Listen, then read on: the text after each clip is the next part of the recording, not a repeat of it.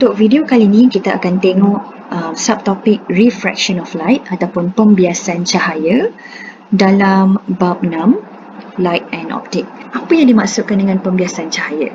Okey, masa bila cahaya ni dibiaskan? So cahaya dibiaskan apabila ada sesuatu light yang travel, alright, dan suddenly dia tengah travel, tengah lalu jalan, tiba-tiba speed dia changes. Okay, bila speed dia changes, dia akan refracted. Okay, so masa bila speed of light ni changes? Okay, speed of light changes when the light travels through different medium of different density. Density yang kita cakap dekat sini bukan density yang mass over volume tu Okay, density yang kita cakap ni adalah optical density. Okay, bila kita cakap pasal optical density, apa maksud optical density? Optical density ni determines the ability of the medium to refract light. Okay, dia adalah satu ciri-ciri di mana sesuatu medium tu boleh merefract light. So, lagi besar optical density dia, lagi banyak, lagi besar kebolehan dia untuk membiaskan cahaya. Alright, so let's say kita ada satu analogi lah. Kita nak cakap ada satu kereta. Ada satu kereta yang tengah berjalan dekat road biasa. Dia tengah berjalan dekat certain speed pada arah ini. Tiba-tiba, alright, this is normal line. So, tiba-tiba dia masuk dekat satu kawasan quicksand. Quicksand ni adalah pasir jerlus ataupun selut. Alright, yang kalau kita berdiri dekat atas dia, kita akan tenggelam tu. So quicksand ni sangat susah untuk bergerak dekat dalam quicksand ni sebab dia punya viscosity very high, dia ada banyak sand, sedimen dan sebagainya. So apa yang berlaku adalah kereta ni dia tak dapat nak pergi dengan the same speed as it was on the road. So dia akan slow down dan dia punya arah pun akan makin dekat ke hadap normal.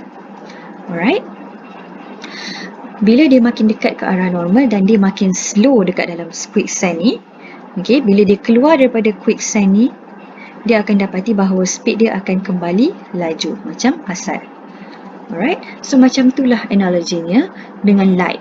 Light ni bila dia nak lalu sesuatu medium, dia akan bergantung kepada optical density of that medium, dia punya speed. Let's say kalau this is air and this is glass and this is air again. So mula-mula dia dapat pergi dengan sangat laju dekat dalam air. Sebab apa? Sebab dalam air ni kita tahu dia punya molecules are very further apart. So there are a lot of spaces for the light to pass through. So dia lancar je perjalanan dia. Tapi bila sampai dekat glass, kita tahu dekat glass dia punya molecules are very closely packed together. So bila dia very packed, dia dapati dia sangat susah untuk dia lalu. So dia akan slow down dan dia punya arah pun akan berbeza. Dia akan terbias. Dia akan slow sikit dan dia punya arah akan mendekati garisan normal yang dash-dash ni. Dan bila dia keluar daripada glass, dia masuk dekat air balik, dia akan lancar balik perjalanan dia. So dia akan kembali laju. Dan arah dia pun akan terbias lagi sekali. So ini adalah analogi yang mana dikatakan mengapa light itu refracted. So another thing that you have to know is, alright, apabila cahaya ni bergerak pada kelajuan yang berbeza dekat material yang berbeza, kita boleh dapatkan satu nilai kuantitatif untuk mendescribekan berapa laju light ni bergerak dalam sesuatu medium. Dan nilai kuantitatif ini kita namakan refractive index. Ataupun kita kenali dengan simbol N. Alright, so if you want to state the meaning of refractive index, it would be, so refractive index describes how fast light travels in a medium. Dan refractive index ni kita boleh dapatkan berapa nilai dia dengan 3 cara. Cara yang pertama adalah dengan menggunakan speed, dan formula yang kita boleh guna untuk cara ini adalah N, refractive index. Okay, so speed is the speed of light in vacuum. Okay, divided by V, speed of light in medium. So let's say kalau kita nak cari what is the refractive index of a glass. Alright, so kita cari N is equal to speed of light in vacuum, which is always 3 times 10 to the power of 8 meter per second. So awak tak perlu ingat pun ni. Ni awak boleh, soalan akan bagi. Over divided by V, speed of light in glass. Alright. Next way to get refractive index, okay, is using angle of incidence and angle of refraction. Okay. So formula yang kita nak guna dekat sini adalah Snell's law. Okay, Snell's law states that N1 sin theta 1 is equal to N2 sin theta 2. Okay. So N1 tu apa? Sin 1 tu apa? Sin theta 1 tu apa? Okay, so let me illustrate some pictures for you. So let's say if we have two mediums. Okay. And then ada light yang go through from here. Okay, and then ada normal line dekat sini macam biasa, and then dia masuk dekat dalam medium yang kedua. This is medium 2 and this is medium 1. Okay, bila dia masuk ke medium yang kedua, dia terbias, refracted. Dia akan terbias closer to the normal. Okay.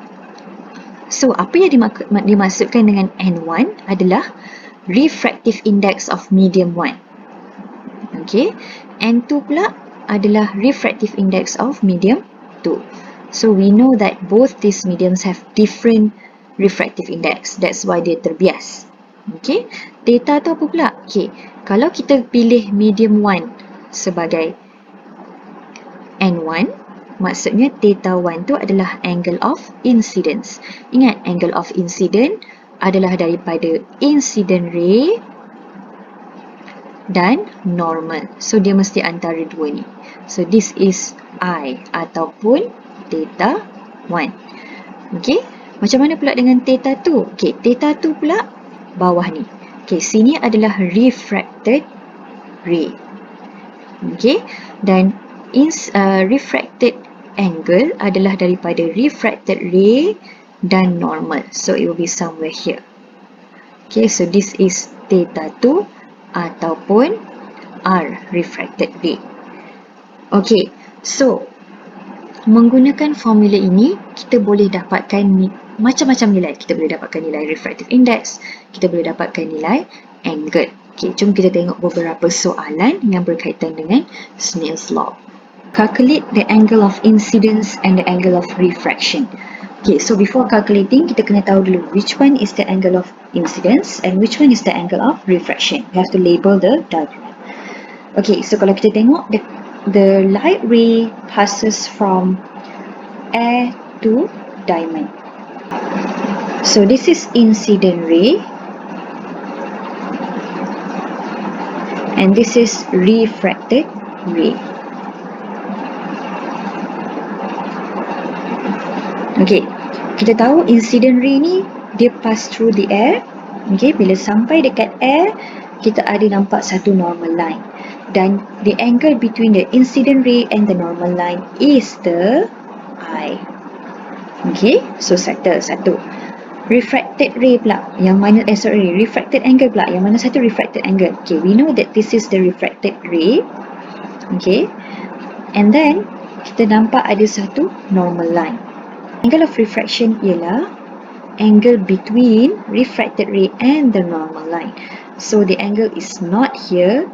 Okay, the angle is actually here.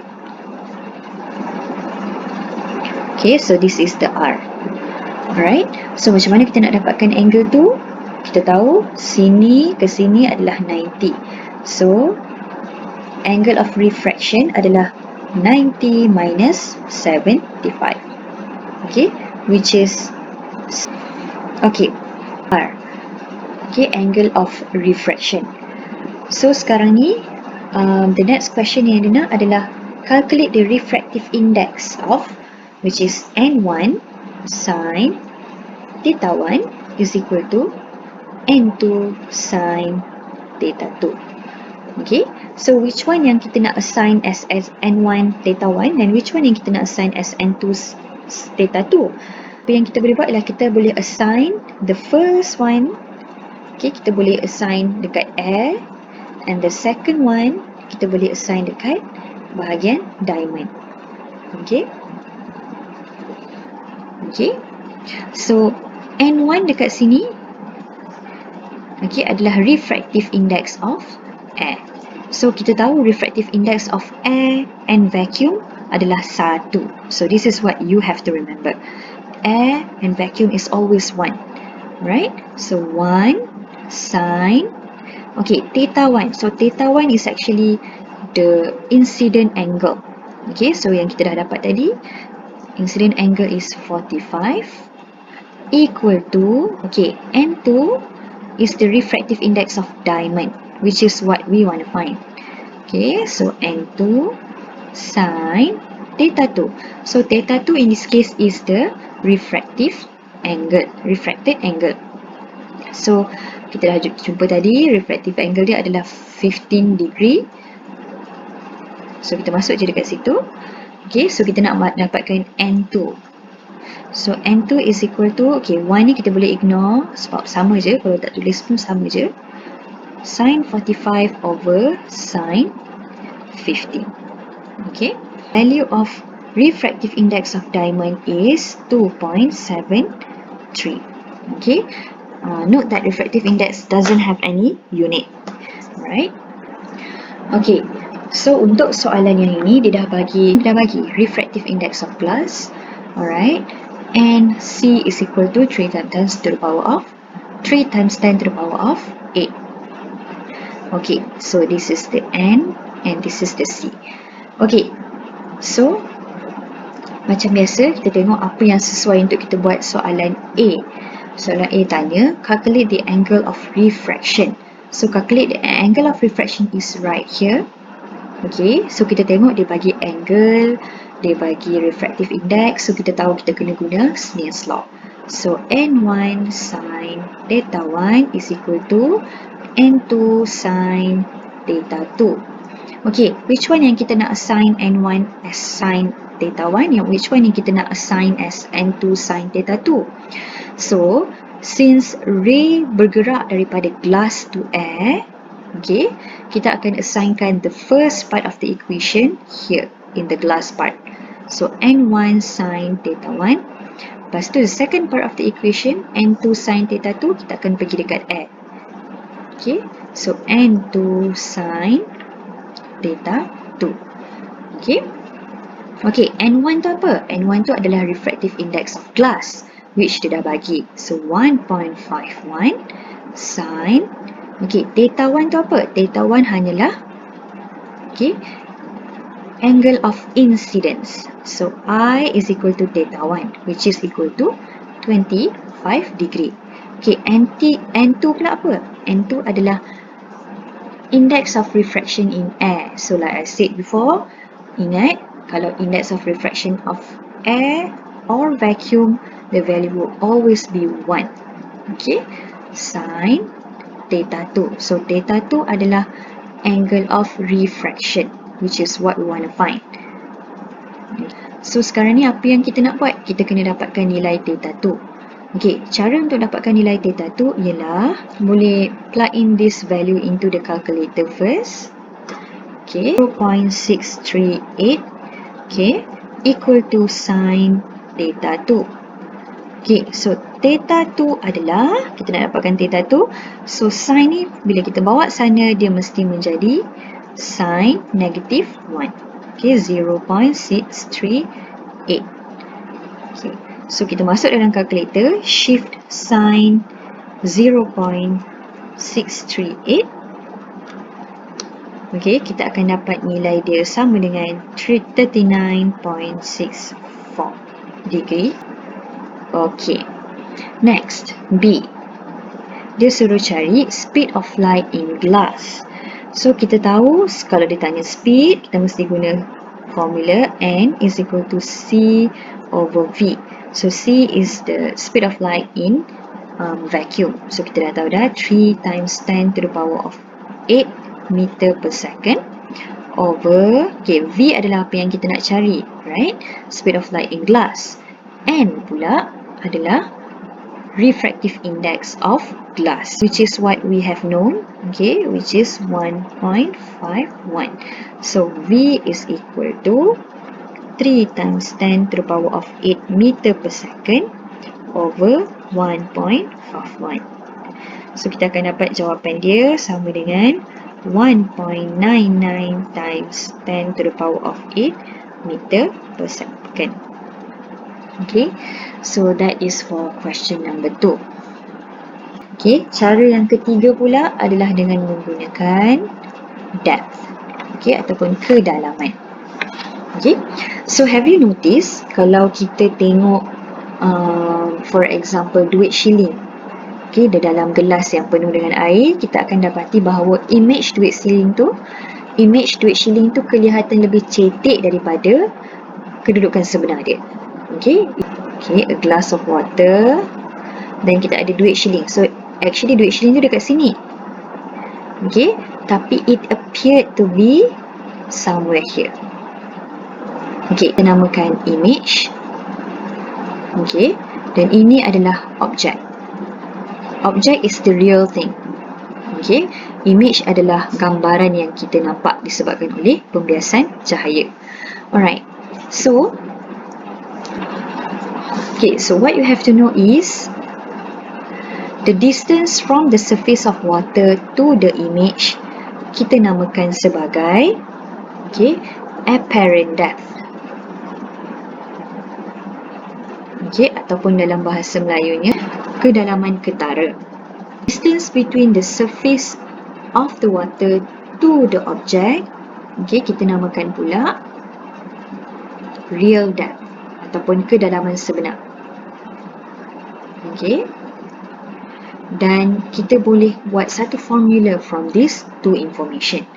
So formulanya adalah, okay, N, refractive index in this case of the water, okay, sebab kita guna medium water, is equal to real depth, dia mesti real dulu, okay, kedalaman sebenar bahagi apparent depth, kedalaman ketara. Okay, so it's pretty straightforward. So we have this question right here. Okay, soalannya tanya calculate the refractive index, okay, of the glass block. So kita tahu this is the image and this is the object. Okay, so formula yang kita akan guna kat sini adalah N is equal to real depth over apparent depth. Okay, so kita kena cari real depth dia dulu. Real depth dia mesti daripada surface to object. Okay, so in this case surface to object is 4 cm. Okay, apparent depth pula mesti daripada surface of water to the image. So we have to get this distance right here, okay, which is 4 minus 1.5. Okay, so kita akan dapat 2.5 cm. So 2.5 cm, so bila kita bahagi kita akan dapat nilai dia 1.6. So this is the refractive index of the glass block.